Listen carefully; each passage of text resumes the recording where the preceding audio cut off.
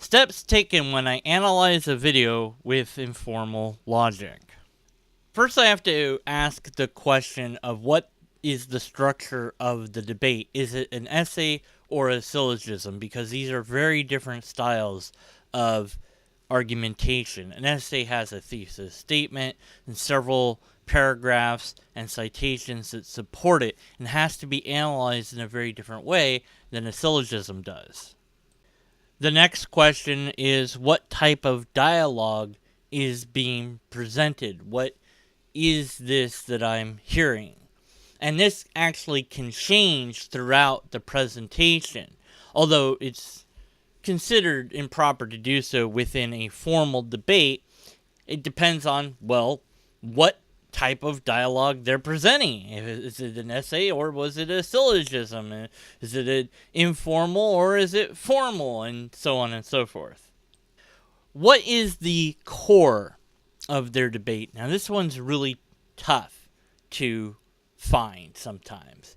You try to figure out what it is that is at their core. What's the center premise that everything relies upon, that if you attack that or show that to be weak, that everything else would fall apart. Because this is informal logic, we're looking at natural language, which is less robust than formalized words might be.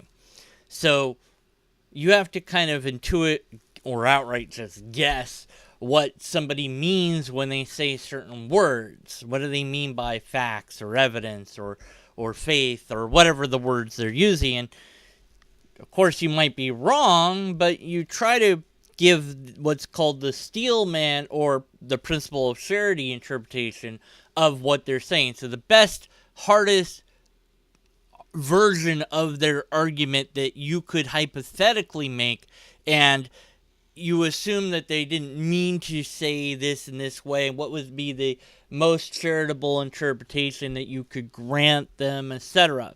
And so you give them the benefit of doubt. And that might even mean ignoring logical fallacies that they've used to try to get at what it is they're arguing about. But of course, well, I usually have pointed out logical fallacies and counted up how many there are, because I find doing that an interesting part. But I also try to cover what they did that made that fallacy and potentially offer suggestions of how they could have avoided it or what they could have said instead. Although sometimes I just complain. So now that you understand a little bit of the process that goes into this, I also want you to understand that the purpose of analysis, at least as far as I see it, is to outline what went wrong in the argument. And then it's up to the person that made that argument whether they want to admit to the logical fallacies and fix them, or deny that they're there, double down, or rebut that they are not in fact that logical fallacy because of X, Y, and Z reasons. Now, I'm going to be analyzing a video from Theophobe, and we have actually talked to each other about his argument and the video itself, and I think I have a pretty decent grasp of it. So my analysis is not going to be malicious or meant to do anything other than just say, here's the logical fallacies and why they occurred and how they occurred, and then to suggest possible alternate ways that he could have said whatever it is he said, ways to then analyze what it is he's talking about, and so on and so forth. So hopefully this will help you to understand more about logical analysis, its application, and how we can utilize it to help each other. So before I even play his video and then stop and outline when he commits a logical fallacy and what that fallacy is, and etc., I have to look at the name of the video. There's an implicit claim being made in the title of the video. this person is doing this action. So in this case, the person is Dr. Jordan Peterson. The action that he's doing is denial of this particular phenomenon of climate science. Exclamation.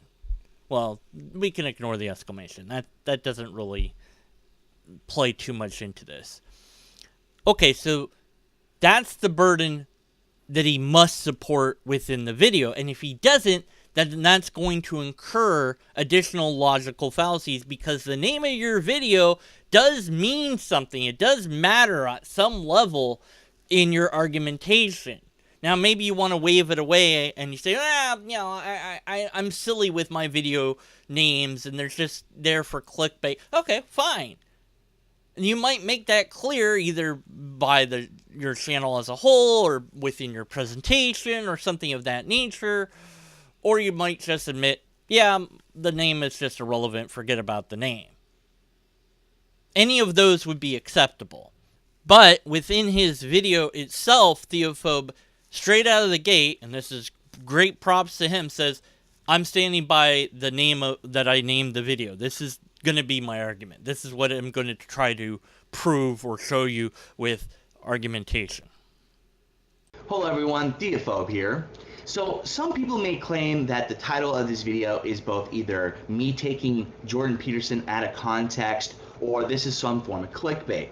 But unfortunately, this is both factual and 100% true, and it's coming from the horse's mouth in reference to Dr. Jordan Peterson's own Twitter account. Now I'm going to read verbatim of what Dr. Jordan Peterson asserts, and we'll go from there.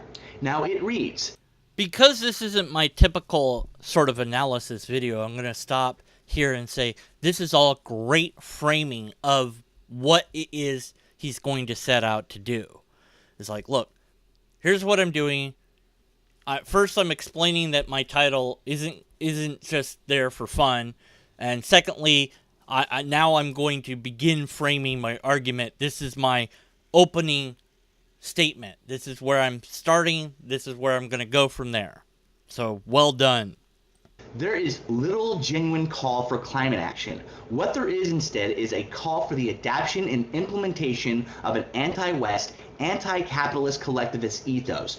Do you love the planet or do you hate capitalists? And which would you prioritize if push came to shove? Now, I'm going to let you take that information into your head for a second and how preposterous the claim that Dr. Jordan Peterson just made. Here's the first possible poisoning of the well. First logical fallacy. Now, maybe it's not a definite one because I'm not sure that he just misstepped here, because he said, I'm going to have you sit with what Peterson said, and then you're going to realize, you're going to think the following. You're going to see that this is preposterous. Well, why not let me draw that conclusion? Don't draw that conclusion for me. So it's potentially a poison of the well here. But I wouldn't fully say that he has poisoned the well unless he continues that behavior of telling us what to think rather than letting us draw the conclusions from his argumentation. So, as the title suggests from this video, it clearly demonstrates that Dr. Jordan Peterson is anti-climate science. So now we have a positive claim being made. This, referring to the post, shows you what I'm going to prove. Really? How? So this statement is a failure to provide an argumentation. Now, if the tweet in question said, hey, everybody, I deny climate science, then yeah, you wouldn't really even need to make an argument. That would be your argument. You'd see, he made this tweet. There it is. And that's it. That's my argument, is showing you the tweet that he made. You wouldn't really need any sort of deeper argument than that because you have the empirical evidence. But in this case, you don't have the empirical evidence. What you have is words that you can interpret it a number of ways, and it's up to you to walk us through the process that you went through to figure out why it is that you see this tweet in the way that you do. And you haven't done that here. So this statement that you've made gains a formal fallacy of a failure to give an argumentation, which we don't note against the argument in full. It's not a logical fallacy. It's just a formal fallacy. So we just go, yeah, we don't care about that statement. We discard it in full, and it's tossed out as if you never had uttered it. Whoa. Logic is brutal. And for a man of science. So this man of science remark is also echoed in the description of the video. And this leads to a lot of other problems. First of all, when did Peterson ever call himself a man of science? When? No, nowhere, never, I don't know. Maybe he did, and I don't know about it. But this idea is being quoted and that indicates that it's pretend, that he's not really a man of science. He's pretending to be that, which I don't see any evidence that Peterson has claimed or that he's a man of science. Certainly he said, I'm doing psychology, or what I'm doing is a psychological thing. And that is a subset of science, but as far as being a science communicator or anything like that, I don't think that would be what he classifies himself as, or other people have classified him as. Neil deGrasse Tyson, sure, you could say there's a man of science because he is a science communicator, and that's what he does. But Peterson, it's a pretty big stretch there to make. And to put quotes around it is a poisoning of the well. And because it's a poisoning of the well, that means the first potential poisoning of the well is now no longer a potential one, because you are telling us what to think about this person. You're telling us to think that this person who claims to be a man of science isn't doing science. Although he hasn't really claimed to be a man of science, that is your proposed claim about him, which is a potential straw man of Peterson as a whole, rather than a straw man of the arguments. So this would be a construct straw man. Either way, though, it's still bad. But I'll put that as a possible one, because I'm still a little bit lenient here. Even though I don't have to be. I'm a nice guy sometimes. I find it incredibly belittling of himself to literally demean a sector of science he chooses to cherry pick to feed his own agenda or on his own talking points to appease his crowd. So we have three statements being made. I find this incredibly belittling of himself, cherry picking science, and then to feed talking points agenda / feed crowd. That first one doesn't really matter. It's your view. There's no fallacy there. It's nested within the I find category. So this is my view, my interpretation. I'm exasperated by this, etc. So no problem. The second one, however, no argument's been given to show that this is what's being done. That Jordan Peterson is, in fact, cherry-picking science. Where is that indicated? We don't know yet. No argument's been given. So there's a formal fallacy, failure to give an argument. That last one is the one that is the logical fallacy. You can't know why he's doing this. You can speculate, sure, but you can't say it as if it's brute fact. He is doing this for these reasons. How in the world do you know that? And of course, this also might even add to more poisoning of the well, because you're telling us what his motives are, rather than letting us deduce or decide what his motives might be on our own. Because look, you can't do that. Not within logic at any rate. And I don't think you're a psychologist yourself, so I don't think that you could figure out that he's doing this using psychology, and I don't know of any other method that you might be able to use to deduce his motives. But whatever that methodology is, hasn't been given, so because of that, it has a logical fallacy.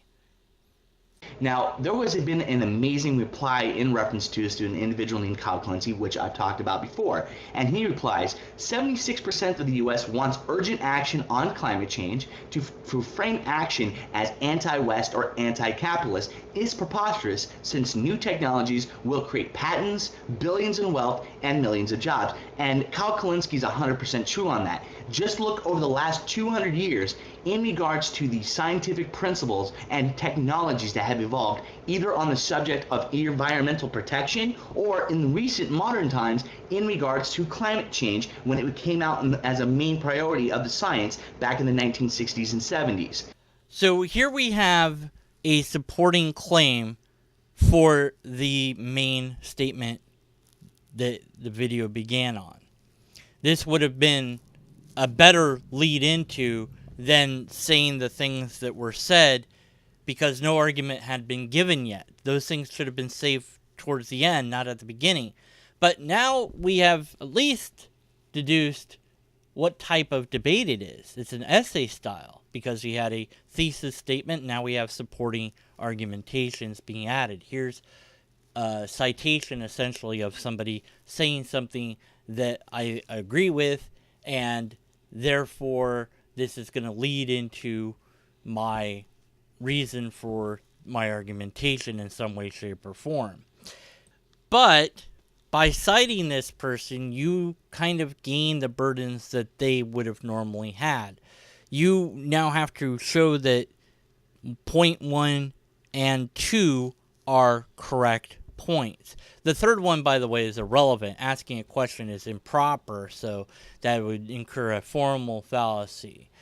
But since we're in an essay style, we'll ignore that one and we'll just, toss it out, because who cares what the question is.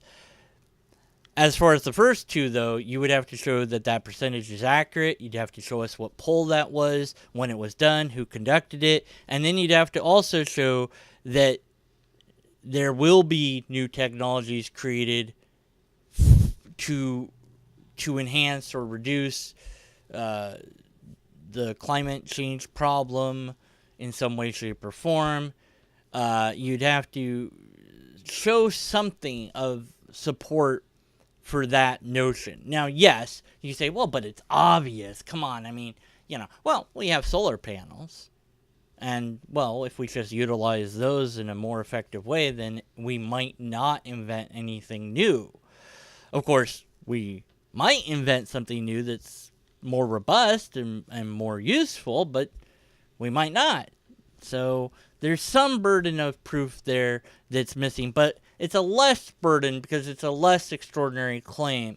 The first one, because it's a percentile and references a study that we don't know anything about, has a higher burden to it. And you, because you cited these, gain the burden to show that those are true. Okay, so I've covered a lot of fallacies, and also I think I've highlighted ways that Theophobe could have made the argument have less fallacies. By simply going straight to the thing that supports the thesis statement, he would have jumped over a number of formal and informal fallacies. Because then he could, leave out the parts where you're painting Peterson in a certain light. Yes, you can give your opinion, but after the argument has been made, then maybe that's the proper time to give your opinion. Now, yeah, you can give it throughout, sure, but I'm just saying that it cleans it up a bit. You have potentially incurred the burden to show that the percentage is a true percentage, and it's not just a meaningless statistic, because that's not a fallacy that you want to gain. You already have several fallacies already, so why gain yet another one? That one's going to be a little bit harder to prove than the other one, which is that new technologies would be developed. That one's pretty easy to prove. That would be like one citation or one paragraph at best. Now, yes, you didn't need to do that per se, because it is one of those somewhat mundane claims that could slide by. But if you were wanting to make the best possible, most robust argument of all time, then you would go to the extra effort of doing that. But it's not something that I would get too hung up on. So I wouldn't put it as another number up there. And as you see, I didn't. In fact, the numbers decided to vanish. And I'm asking the question part 2 because I don't know if there will be a part 2 to this. This is an exercise that I wanted to do. I talked a little bit about this topic in full with Theophobe already, and I understand I think I understand what his core argument is and things of this nature, but I wanted to show sort of the process of logical analysis in action for whoever might care enough to listen to it. Whether or not you agree or disagree with Theophobe's argumentation is a separate question in whole. It's also a separate question in whole whether I agree or don't agree with Theophobe. All this is meant to do is say, here are the logical fallacies. But of course, that does mean if I was to conclude right now, I'd have to say the thing that I usually say about logical fallacies, which is if we have them, we have to be skeptical of the conclusion. But in this case, this is an exercise, so the exercise isn't over, and we have more video to cover. But that's up to you whether I cover it or not, and I can't speak anymore, so it's time to end the video. Until next time, I don't know. I don't have a good way to end this video. So, lobsters? Do I say lobster? Is lobsters? Say lobster? Yeah, lobsters.